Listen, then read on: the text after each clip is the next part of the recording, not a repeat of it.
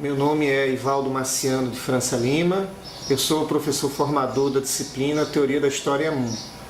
No primeiro bloco, que tem como título História da História, os sentidos e as questões da história, terá como perspectiva central a discussão das correntes que tiveram significativa importância no século XIX. Algumas destas vieram até o século XX. Vamos estudar o positivismo, que José Carlos Reis o define como escola metódica, não é? O historicismo, fundamental para entender alguns autores que influenciaram um grande número de intelectuais no final do XIX e início do XX, a exemplo de Toynbee, de Spengler, de Dilthey, dentre outros, né? E o marxismo. Essa, sobretudo, é uma das correntes mais significativas na história porque ela permanece ainda hoje enquanto referência importante para muitos historiadores. Nós teremos um fórum que vai sintetizar as leituras, as discussões, e eu peço a todos e todas que participem, que interajam, uma vez que o conhecimento ele se constrói, e a construção desse conhecimento é feita com base na leitura, na escrita e na discussão. Espero que o primeiro fórum do bloco 1 seja bastante proveitoso, para nós aproveitarmos ao máximo as discussões, as leituras sobre o positivismo, os belos textos de Leopold von Ranke,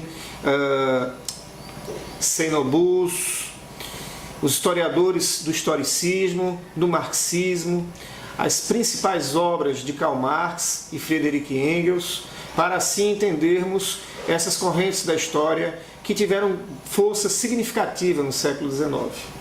Nesse primeiro bloco, conforme eu havia dito, iremos discutir três das principais correntes da história que tiveram como epicentro o século XIX, nasceram no século XIX.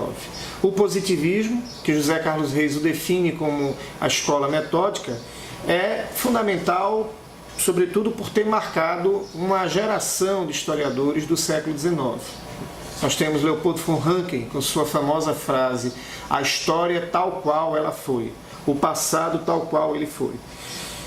O historicismo, né, de Dilthey, de Herder, né, o fundamental para entender o romantismo alemão, o historicismo, e o marxismo.